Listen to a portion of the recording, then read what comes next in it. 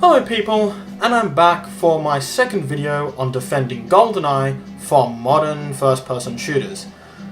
In my last video, when I said what to call this, I'm not sure what to call this, I was actually referring to the title of the video. I just wasn't sure at the time what this video was, what to call it. Was it going to be a let's play? Was it going to be a what? I don't know. Oh, for fuck's sake, let me talk without starting the screensaver, Goldeneye. I suppose it doesn't really that matter. Anyway, I have a bit of a confession to make with you guys. I don't normally do this, but I want to make the video interesting and I don't want to waste your time, so I kind of cheated. I used the emulator's built-in Shark cheat codes to unlock this 007 file here that has all the cheats unlocked, as well as all the levels. In the last video, just before it ended, I was about to show the cheats and the effect they have in gameplay and all that kind of stuff. But there wasn't really enough cheats available, or at least not the cheats that I wanted to use were available, so I used the internal Shark cheat codes to make everything available for you and not waste any time, so here we go. On this 007 profile, we'll select my favourite cheats, or just the cheats I want to use for what I want to show. All guns, invincible, turbo mode, fast animation. Yeah, I don't see what else we would possibly need. I was going to actually show you enemy rockets, which is an awesome cheat that gives all the enemies rocket launchers. But there's another thing I want to show you first, and some other points I want to emphasize. Oh, also, I found another video on YouTube, which is not really a review, but it goes into the history of GoldenEye. I really enjoyed it. It's on DYK Gaming's channel. I'll be putting a link in the description below, just like I did last time, so be sure to check that out as well. And I've decided, originally I was going to play on the surface level with enemy rockets and turbo mode and just blowing the shit out of everything. But I've changed my mind and I instead decided to do the library level because it's just, I feel, a bit more fun. And I'm actually going to turn off turbo mode now that I think about it, because the library level has a lot of tight corridors and I don't want to be running all over the place and not being able to control my character in really tight spaces. Turbo mode is great in open levels like Service, but it sucks in the archives level, which is the library level. Oh, this is another opportunity for me to show you. Remember that fourth difficulty I mentioned in my previous video that allowed you to tweak the game's settings? Well, now I can actually show you exactly what I meant. So from this menu, you can adjust the enemy health, damage, and accuracy. So I can make the enemy... You can adjust this to your heart's content. Combine this with the cheats, you can soft mod the game. I already have fast animation, which makes the enemies move really fast, but I'm going to make it even faster. I'm going to increase enemy reaction speed at the highest, and I'm going to make the enemy health just a little bit higher. I'm running on invincibility, so why am I making the enemy health higher? Because it makes them more fun to shoot, and I'm a sadist, so, you know, that's all well and good. Enemy damage won't have any effect because I'm using the invincibility cheat. It is worth noting that enemy damage will only affect the damage from bullets. It does not affect the damage of grenades that are thrown at you, so do keep that in mind when you play this game. Now let's have some fun. Oh, idiot. 007 mode. Yeah, that's good.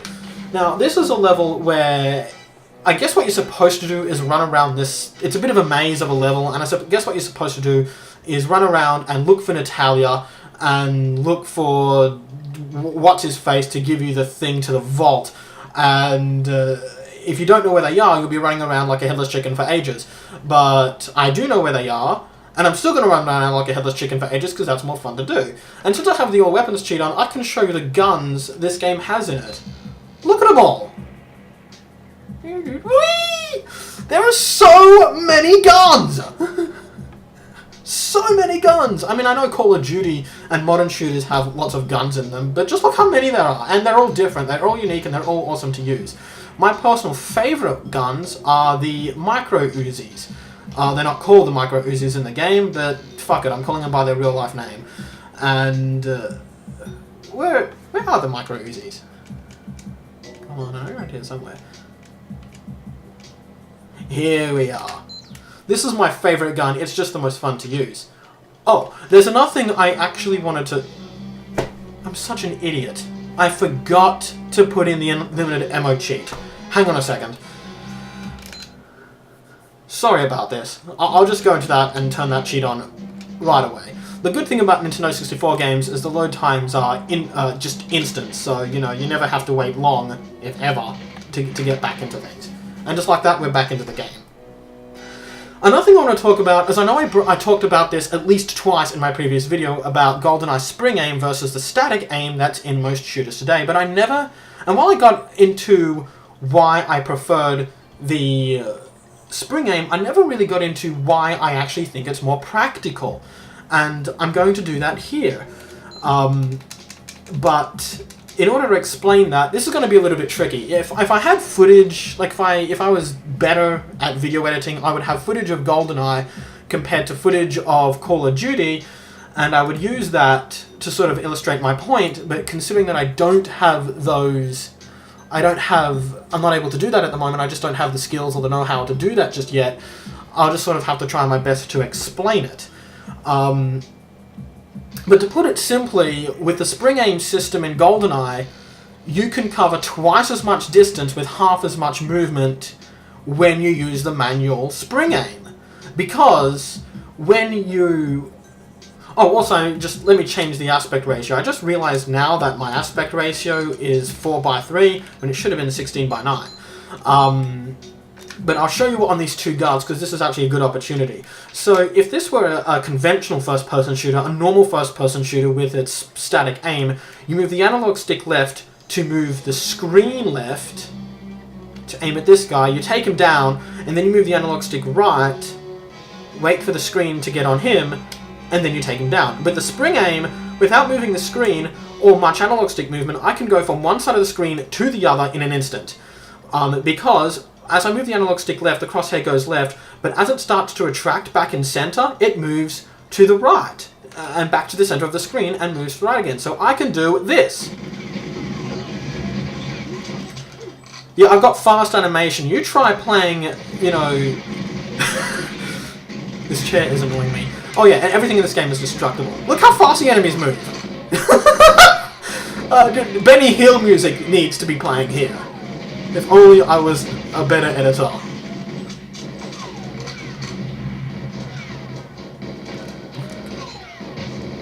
Look it on. So yeah, you can just move the aim stick left, right, and this is actually a way of showing you how the spring aim doesn't just feel good and add satisfaction to killing enemies. It shows how it uses that it's a practical way of doing it too. And this also shows how much fun you can have with the cheats on. Not all the cheats make the game easier. Some of the cheats, like enemy rockets for example, will actually make the game harder, as will fast animation. Trying to play this like this, trying to play Goldeneye like this without invincibility on is a way to die very, very quickly. And I also picked this level because it's got a lot of enemies in it, but it doesn't respawn. So it is in fact possible to kill all the enemies in the level and then walk away a very satisfied Bond, knowing that you've caused so much destruction. And the reason why the micro Uzis are my favorite gun in the game is because of the rapid fire rate. I mean, the P90s are the most powerful gun in the game. They have a rapid fire rate, a near bottomless magazine, and can shoot through people. But it's just not as satisfying to use as the SMGs because these guns are a bit weaker, and you can, as I mentioned before, I'm a bit of a sadist, and it's just more fun to shoot the enemies. I'm going to shoot that grenade and detonate it. You know, when an enemy throws a grenade at you, sometimes you can fluke shot the grenade while it's still in their hand and blow it up. You can do that in multiplayer as well. If a human opponent is carrying a grenade and you fluke shoot the grenade, it will detonate and all will be good when that happens. It is so much fun. This adds so much replay value. And you know what? I'm going to dual-wield rocket launchers, because... Why am I explaining why I'm dual-wielding rocket launchers? The question isn't why am I dual-wielding rocket launchers, the question is why the hell am I not dual-wielding rocket launchers? That is the question to ask. Not why, why not? That's what it's about. Nothing stands in the way between you and fun when it comes to these older games.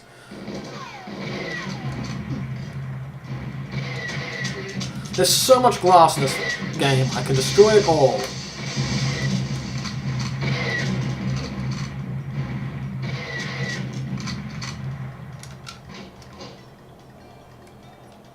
the fire still looks really good here. And again, I'm supposed to rescue Natalia here. But you know what? Natalia's the damsel in distress. She's always getting herself killed. And I don't want to be babysitting her all the time. Again, objective D failed. Doesn't matter. The game will continue to let me play. It's all good. It's all good. Let me just check my hard drive and make sure that how much recording I've done. Oh boy, I haven't got a lot of time left, so I better get on with whatever point I was trying to make. Oh yes, I was going to talk about my genuine feelings towards modern games and the modern games industry. A lot of the time when it comes to retro games, and I think one of the partial reasons is why people don't like to listen to people like me when we talk about how older games are better, is because we've just ran it into the ground so much, and as a result, you know, there are a lot of people out there who are sort of adopting the attitude that only new games are good and none of the new games are worth playing at all. That right there is bullshit. That is nonsense. Of course there are awesome games that come out recently. Look at Dishonored. Look at Shadow Warrior 2013. Those are awesome games. I do half stand by the attitude that old games are better, but when it comes to new games like Dishonored, for example, like, you might think, well, yeah, like, Dishonored is an excellent game and it's not that old, but when you look at how Dishonored is designed, it's designed exactly like a game from the 90s. It isn't a love letter to Deus Ex or Thief. It's a reboot of Deus Ex and Thief. Well, okay, not quite Deus Ex. It doesn't have the RPG elements of Deus Ex, so I guess that was a bit of a silly thing for me to say. But it's more than just a love letter. It adopts the blueprints, the skeleton, and principles of how games were designed way back in the 90s. And it's so much better for it. And it proves that those mechanics can work, do work today.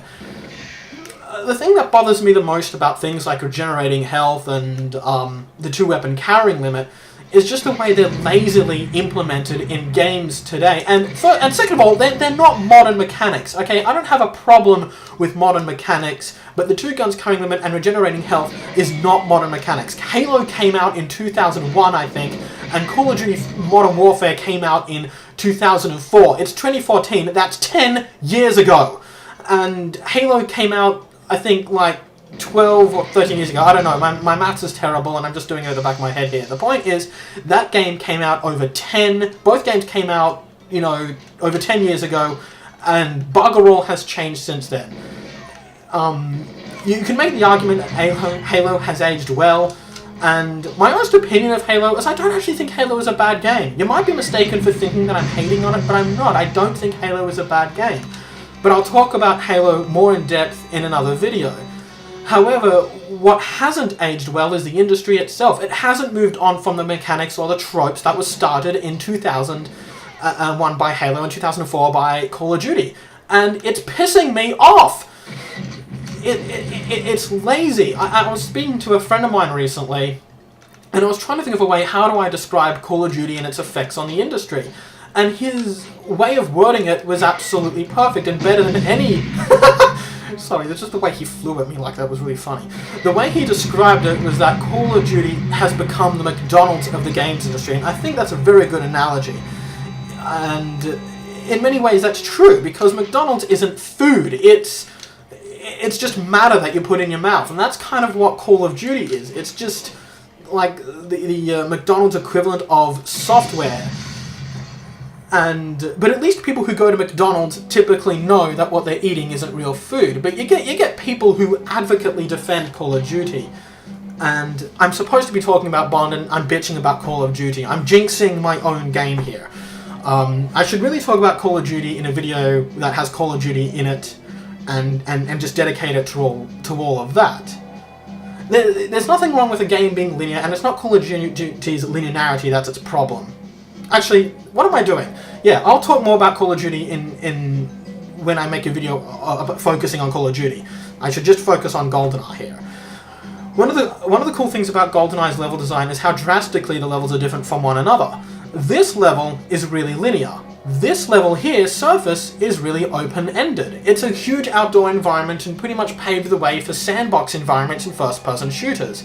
But you know what both these levels have in common? They're both lots of fun. Lots and lots of fun indeed. do I have enough time to show you? I suppose I might have enough time to show you if I just zip through it. So I'm going to do just that. I'm just going to zip through this level and show you how, and you can use your imagination. Not your imagination, but you can kind of judge how fun this level would be to play if I wasn't using cheats. But I'm using cheats just to demonstrate a sea of destruction and how much fun this level is. As you can see, the enemies do get smarter. Oh yeah, that's another thing I was supposed to talk about. One of the things in Goldeneye that I will happily admit haven't aged particularly well is enemy AI. It's really, really thick and stupid. It will still kill you and still pose as a threat, but it is really, really dumb. And compared to games like Halo, it doesn't hold up very well when you're talking strictly about the AI. But there's still something about the AI I want to bring to your attention compared to modern games, and that is the enemy AI in this game, except for this level, because again, the AI is actually a little bit different in some of the levels. For the most part, in Goldeneye, the AI is really offensive and aggressive, meaning that once an NPC knows where you are, it'll typically climb up ladders, climb up stairs, and open doors in order to get to you. Except for the level I'm playing right now, where it's defensive. In games like Halo, as impressive as the AI was in Halo, it was very defensive. When you fought the Covenant, they mostly stayed in cover and waited for you to get to them. And there's nothing wrong with that, but it also, contributes to modern games being designed like the way they are, where they're very linear and sort of push you through a narrow corridor to force you to face the enemies that are taking cover and waiting for you to get to them.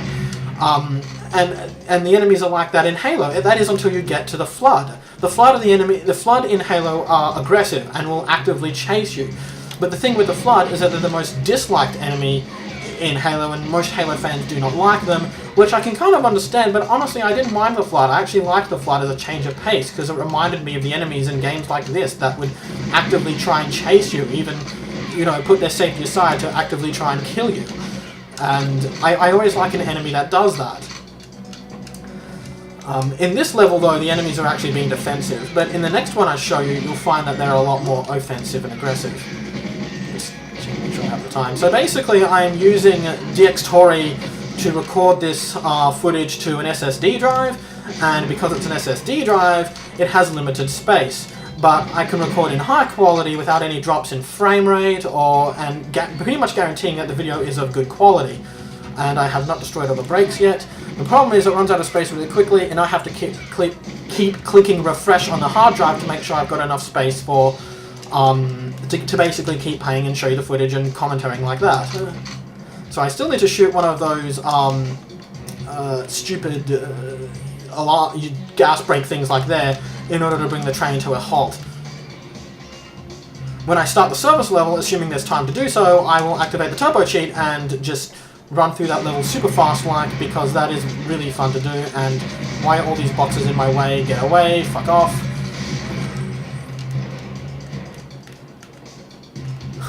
Where is it? I'm in a rush. You see, if time wasn't a factor, I would be taking a lot more time and enjoying this game a lot more, but because I have, limited capacity on the hard drive with the recordings, I sort of have to rush things. And I've got 60 gigs left, hurry up!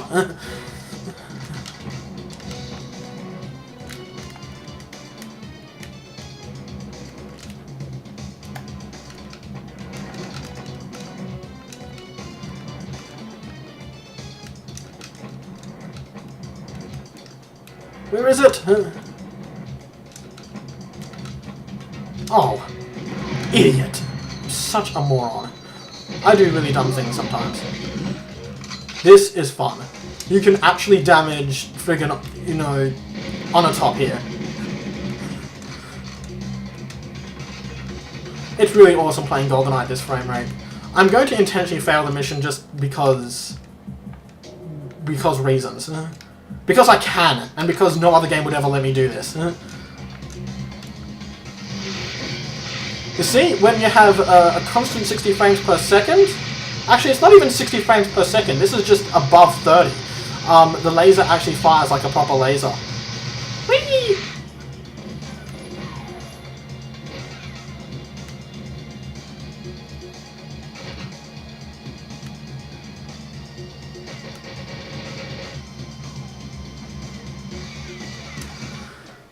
the atmosphere in Goldeneye is a little interesting as well, because at times this game feels almost like a horror game when you're sort of alone and isolated, but I think that's because of the lack of dialogue in the game. Like when characters talk, it only comes up as a subtitle at the top of the screen because they didn't have the capacity or technology to put in proper voice acting at the time this game was made, which contributes to that sort of isolated, all alone kind of feeling.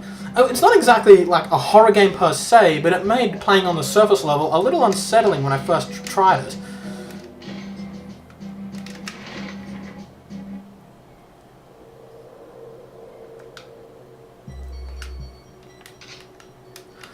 When I saw this level for the first time, I could not believe how big it was. And it's also a great metaphor for what kind of game this is. You see, there's a track here that I'm running on, but you know what?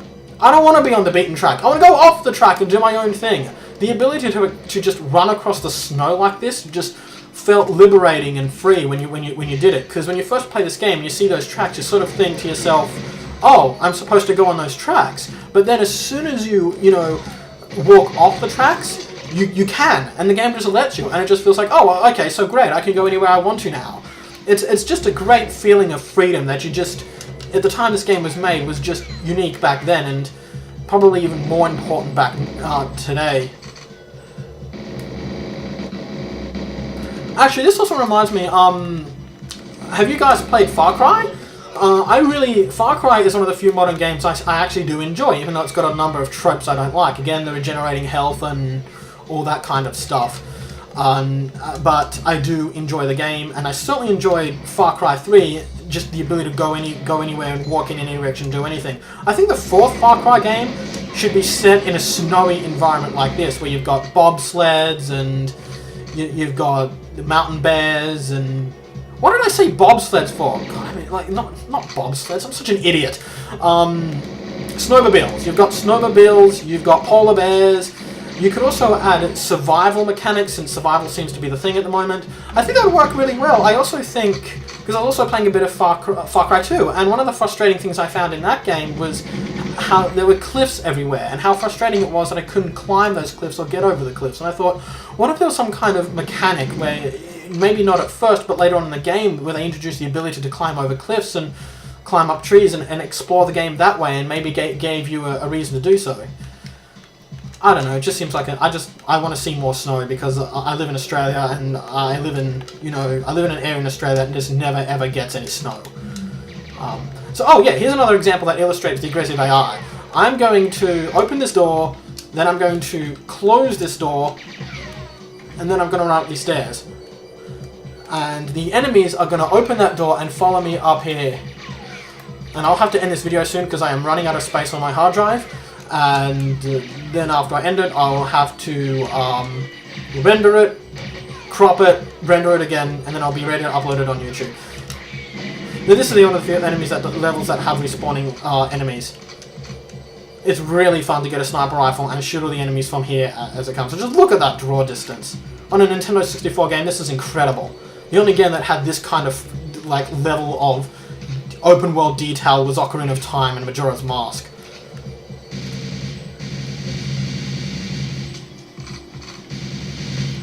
You know, I still have a little bit of time, not much, but a little bit. I might as well just start showing off the guns of the game at the moment. So these bullets will actually rail through NPCs. So if you see NPCs in one in front of the other, they'll shoot one and kill the guy behind him as well.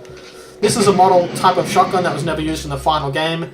I think it was just one of the possible models, so they included it in one of the cheats. So the number of weapons that you can only get through the cheating. Look, I can do it with sniper rifles. Again, it's not about why, it's about why not. Nothing stands between you and fun in this game. And if you think the cheats in Goldeneye are gimmicky, you know what, maybe they are. But I was speaking to a friend of mine not too long ago, and he mentioned the idea of, what about good gimmicks? Just because something is a gimmick doesn't necessarily mean that it's bad. I mean, I always thought of controller vibration as being a gimmick. I never use it myself, but it never went away. But it doesn't really have a practical use. At least not until you incorporate it into mobile phones. When they introduced controller vibration for the first time, I just never really got into it, yet it's still around today, and I still regard it as a gimmick because a gimmick means it doesn't really serve a practical function, and controller vibration doesn't. The cheats in Goldeneye do actually affect the gameplay, practically, sometimes making it more challenging if you use them the right way. And to me, that is a useful function. You could also unlock cheats in Call of Duty 4 Modern Warfare, but that was an example where they were gimmicky. They were gimmicky in that game because the game was so tightly linear, scripted, and self-contained that the cheats just didn't really affect gameplay. I mean, there was one cheat in particular that turned all the enemies into tires when you shot them, but which got a bit of a giggle out of me, but it didn't really do anything. Maybe I need to slow down a little bit. So yeah, I don't believe the cheats in Goldeneye are a gimmick. And even if they were, they're at least a gimmick in the positive sense, but as I said before, I don't think they are a gimmick at all. Some other games that came after Goldeneye also had the idea of unlocking cheats. In those games, I would argue that they were gimmicks, so they just didn't do it as well, or didn't do it right at all. Alright, well, that's it for my part 2 of this review, and I don't think I'll be coming back to this again anytime soon. Who knows, maybe I might, maybe I will, maybe I won't. I don't know. If I think of anything else to say about this game, I will. But for now, I am done. Have a good one. Please remember to rate, to comment, rate, subscribe, like it if you liked it, dislike it if you didn't like it. And do be aware that I do not have a Google Plus account. I will not be able to reply to comments directly. But leave a comment in a way, and I'll certainly read it. If I like the comment, and I think it's interesting, I might mention it in my next video. I might also send you a PM if I like it. Anyway, I hope you enjoyed this video, and I'll see you next time.